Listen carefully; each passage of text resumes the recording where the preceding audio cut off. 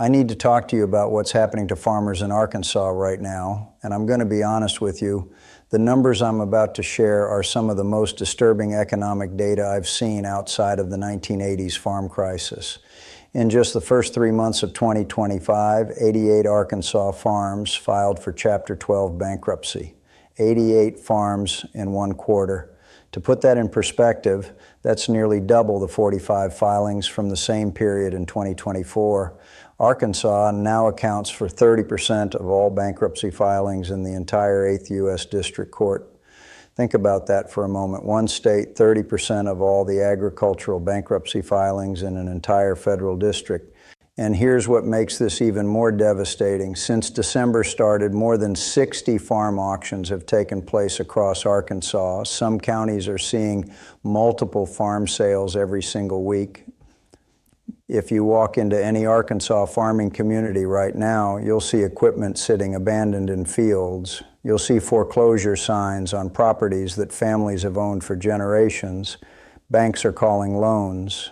Dealers are repossessing tractors from farmers they've known their whole lives. Agricultural experts are saying that as many as 1/3 of Arkansas farms could file for bankruptcy or close altogether if conditions don't improve. 1/3, let that sink in. Now, this is why companies like Greenway Equipment, with their 32 locations across Arkansas, are sitting on millions of dollars in unsold inventory. This is why John Deere dealers can't move $700,000 cotton pickers off their lots. And it's not because farmers don't need the equipment. They desperately need it. They just literally cannot afford it. They cannot get financing. They cannot justify the purchase when they're losing money on every single acre they plant. Arkansas farmers have stopped buying equipment entirely. And when you see the numbers I'm about to show you, you'll understand exactly why. Senator Boozman says he's been hearing from Arkansas farmers, including hundreds who packed into a Northeast Arkansas church earlier this month to share their struggles. Farmers in Central Arkansas are saying Congress better do something quick, or more and more farms will have to shut down completely.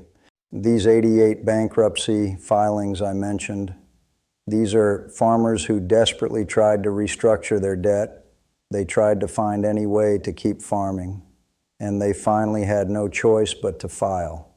These aren't small hobby farms we're talking about. These are commercial operations, multi-generational family farms that survived the Great Depression, that weathered decades of commodity price swings, that made it through droughts and floods. And they're going under at a rate we haven't seen in 40 years. Joel Hargis from Cattle Reynolds Law Firm in Jonesboro handles bankruptcy cases for Arkansas farmers. He says these are people who desperately want to continue their family traditions, but they see no mathematical path to profitability. 6th-generation farmers are selling land their families have held since the 1800s. They're destroying family legacies that survived every crisis in American history, but they cannot survive 2025. And I want you to hear what one farmer said. We have to have ad hoc payments right now to make it through this year. If there's no emergency funding this year, 1 out of 3 farmers will file bankruptcy. Now let me talk about these auctions for a moment, because this is where things get even worse. Every week, another auction notice goes out. Another family watches their equipment, their land, their entire operation sold off piece by piece.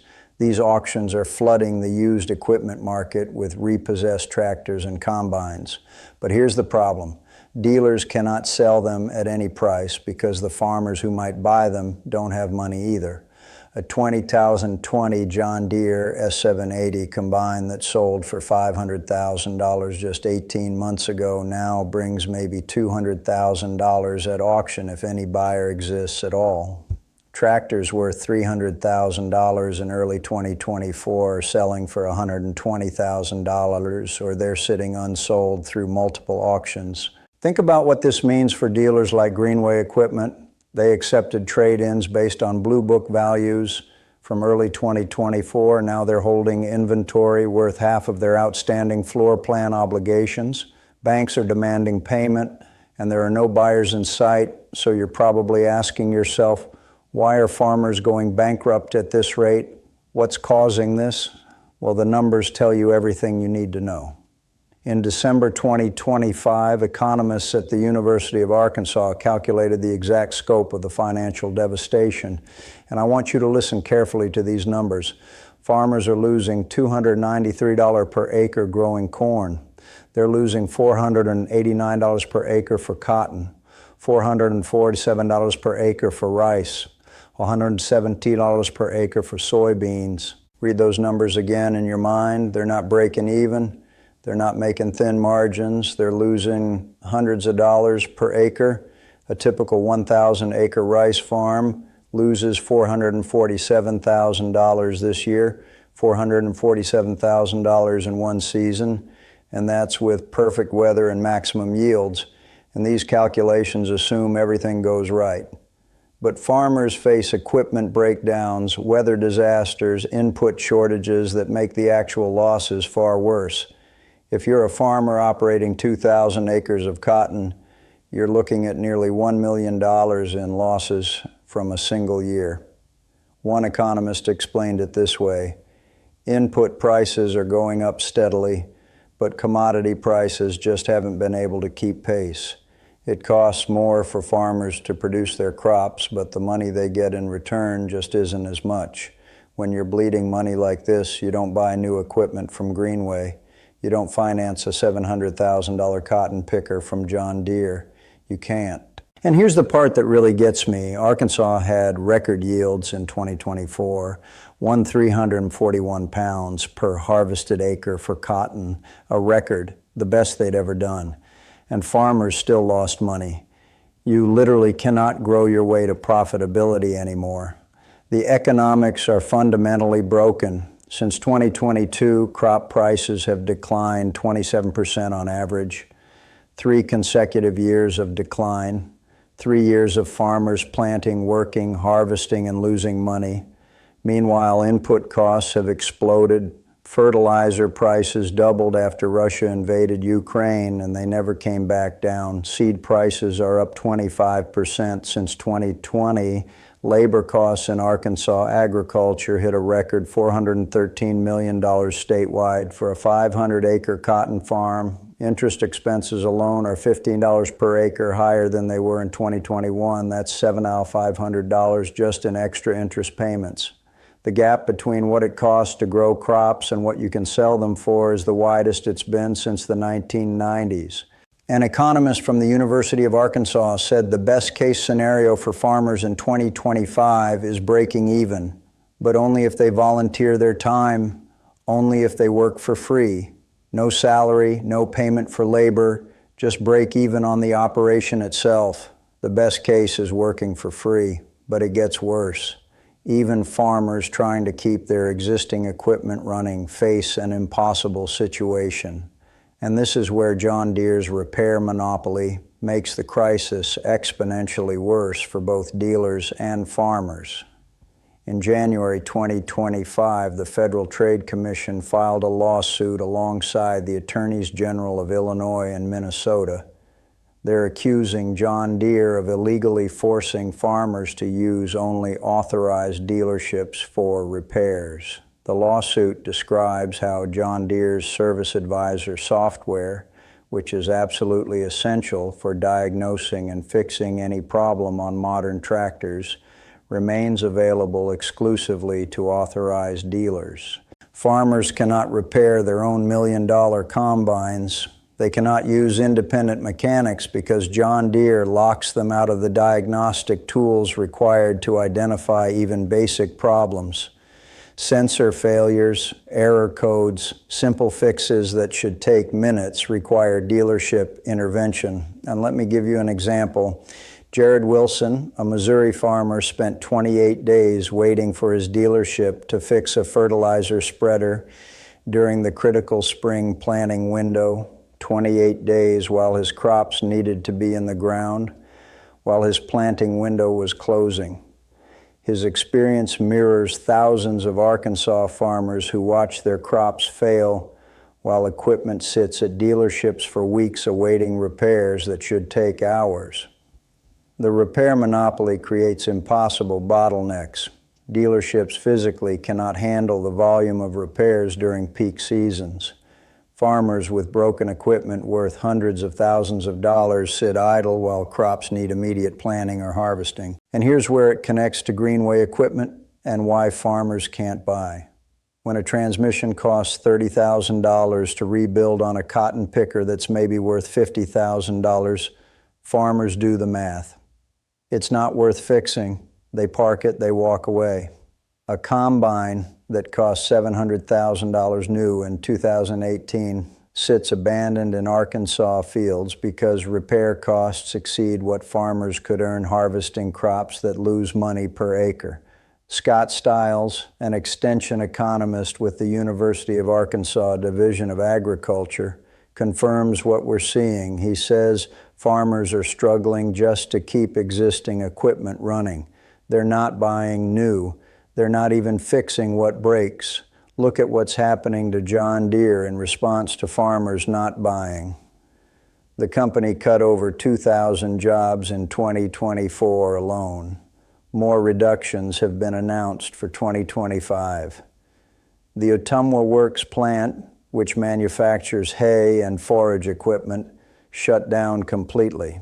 The downstream effects are destroying every business connected to agriculture.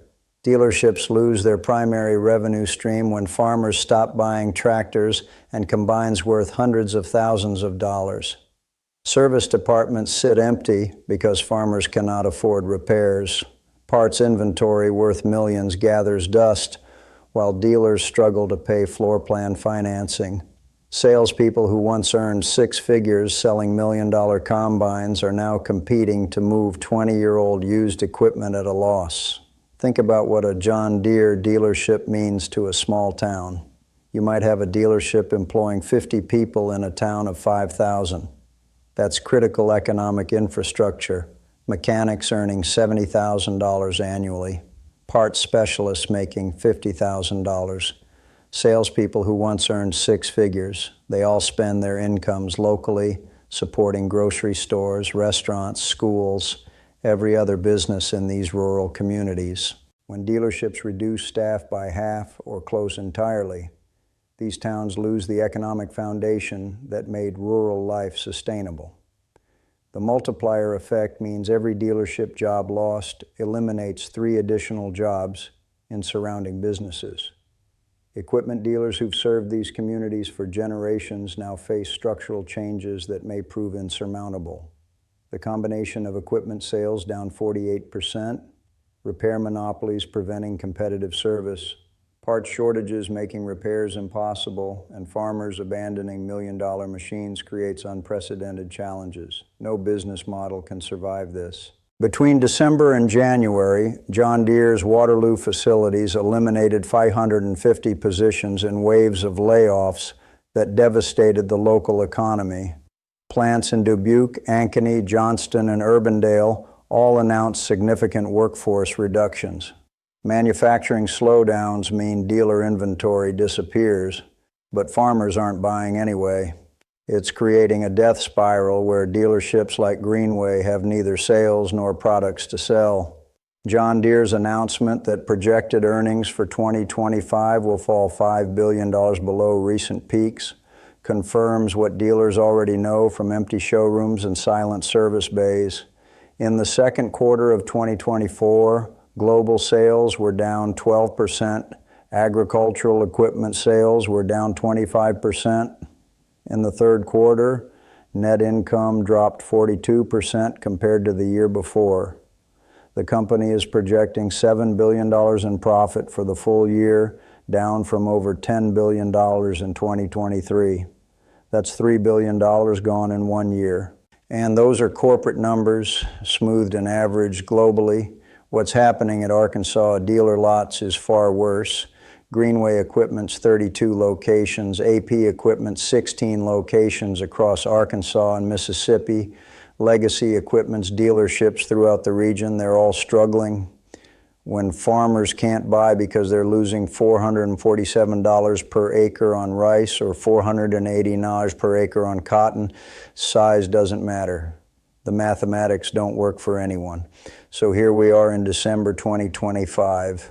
Arkansas farmers have stopped buying equipment entirely, not because they don't need it, not because Greenway equipment doesn't have inventory, but because the fundamental economics of farming no longer work.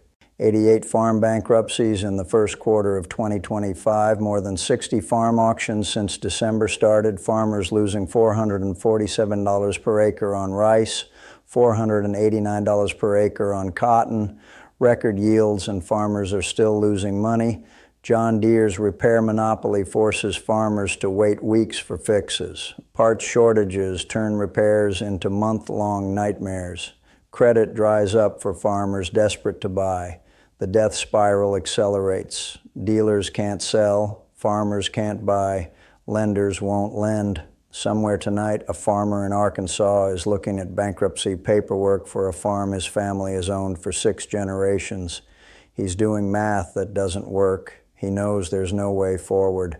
Somewhere tonight, a mechanic at Greenway Equipment is cleaning out their toolbox. Their position has been eliminated. Their career in rural communities is over because farmers can't afford to fix equipment, much less buy new. Somewhere tonight, a young person who grew up on an Arkansas farm is packing for a city job. They're watching their parents lose everything. They're choosing any career except agriculture. This is why farmers can't afford Greenway equipment anymore. This is why $700,000 cotton pickers sit unsold on dealer lots. This is why Arkansas agriculture is collapsing. That's the reality of December 2025.